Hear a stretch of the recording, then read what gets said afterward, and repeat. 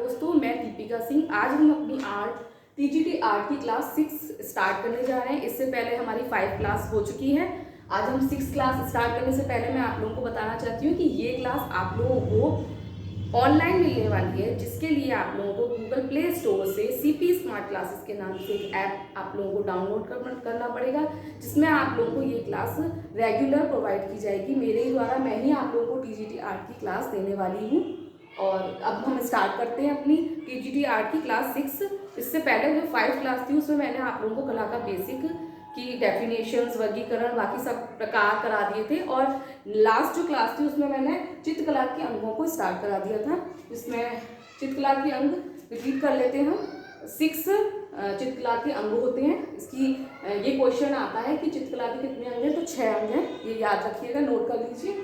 इसके बाद मैंने आप लोगों को इसके नाम भी बता दिया था कि रूपभेद, प्रमाण, भाव, लावण्य योजना, सादृश्य और वर्णिका खंड, जिसमें से हमने रूपभेद, प्रमाण और भाव पढ़ लिया था। लास्ट जो क्लास हुई थी हमारी उसमें हमने ये पढ़ लिया था।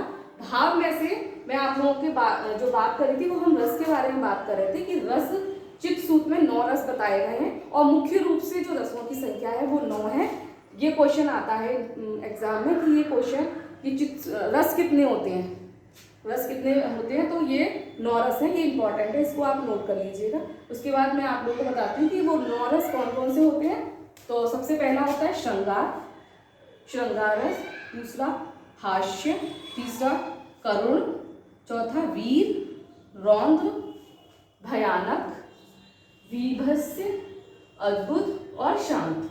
ये 9 रस होते हैं। इन 9 रसों के भाव भी पूछ लिए जाते हैं कि इसका स्थायी भाव क्या है, ठीक है, इसके भाव भी पूछ लिए जाते हैं। तो मैं आप लोगों को बताती हूँ कि श्रृंगार का स्थायी भाव, श्रृंगार का जो भाव है वो है रति। श्रृंगार का जो भाव है वो रति है। हास्य का हास्य,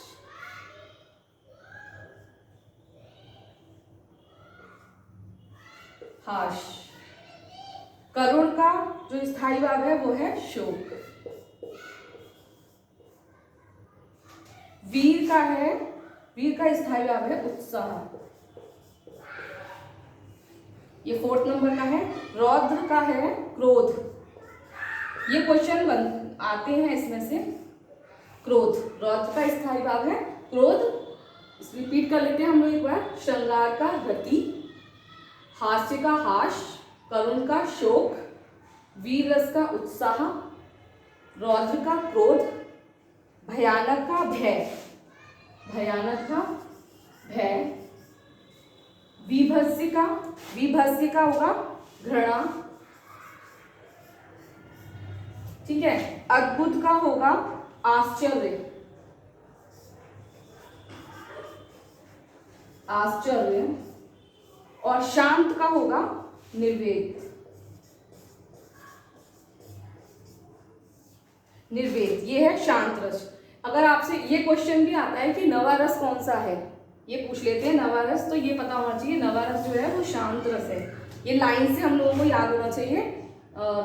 एग्जाम में ये इस तरह के क्वेश्चन इसमें से पूछ लिए जाते हैं कि श्रृंगार का स्थायी भाव क्या है या करुण का स्थायी भाव क्या है, ये हम लोगों को पता होना चाहिए। तो आप लोग इसको नोट कर लीजिए।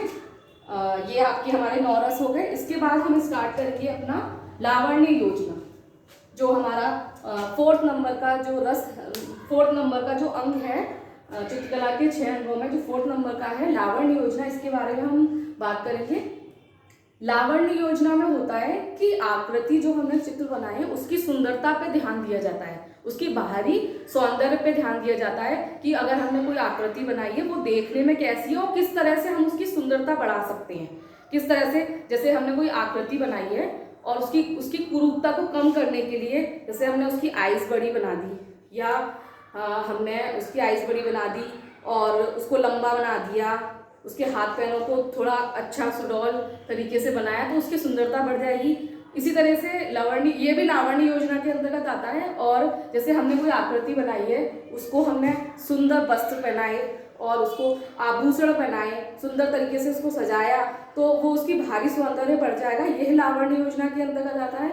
और हम और जैसे कि हमने कोई आकृति बनाई है, कोई भी पेंटिंग है, उसमें हम ब्राइट कलरों का यूज़ करें जिससे कि वो बहुत सुंदर लगे, और अच्छे कलर का यूज़, और बिल्कुल भी कलर में कोई मिलावट नहीं, गंदापन नहीं, बिल्कुल साफ सुथरे जो कलर यूज़ करते हैं वो भी लावण्य योजना के अंतर्गत आता है। और जैसे कि जो रंग होते हैं, रंगों के साथ साथ आकृति हो गई, वस्त्र हो गए, आभूषण हो गए, कोई चित्र बनाया उसमें हमने सुंदर दिखने के लिए महिला को बहुत सारे आभूषण बना दिए तो वो उसकी सुंदरता बढ़ जाएगी। तो ये सारी चीज़ें आती हैं लावण्य योजना के अंतर्गत।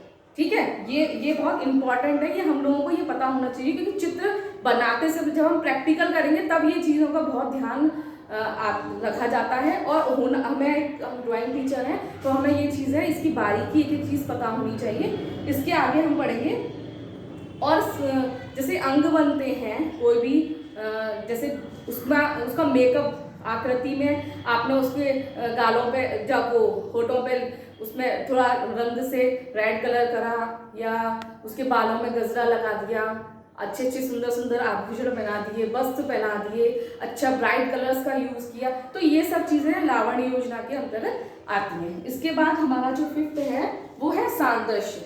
सादृश्य होता है कि जो आकृति हम बनाते हैं वो किसी और प्राकृतिक चीज़ के समान, वो होता है सादृश्य। ठीक है, उसमें जैसे देखते हुए रूपों की समान आकृति।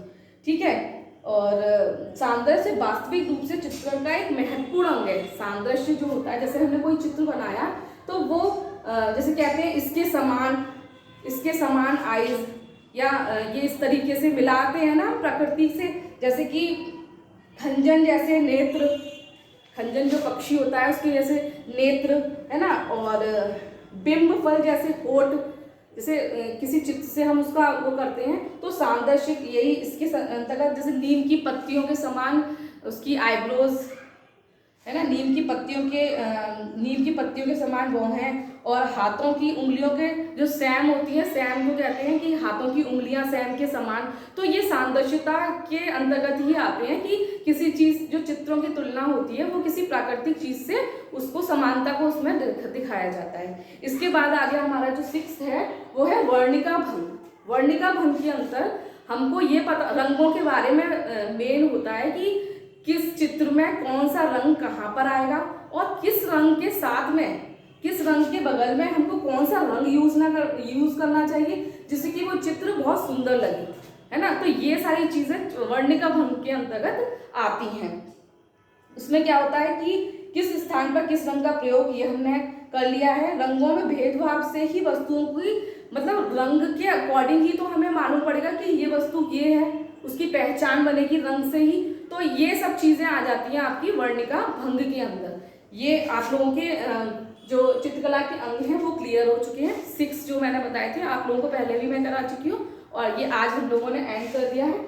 इसके आगे मैं आप लोगों की आज के लिए इतना ही है। आगे हम लोग देखते हैं कि आगे हम लोगों को क्या पढ़ना है। मैं आप लोगों को आगे नेक्स्ट क्लास में पढ़ाऊंगी। और अगर आज के लिए इतना ही है, अगर आप लोगों को ये क्लास अच्छी लगी हो तो आप 8299226069 पे कॉन्टैक्ट कर सकते हैं। धन्यवाद।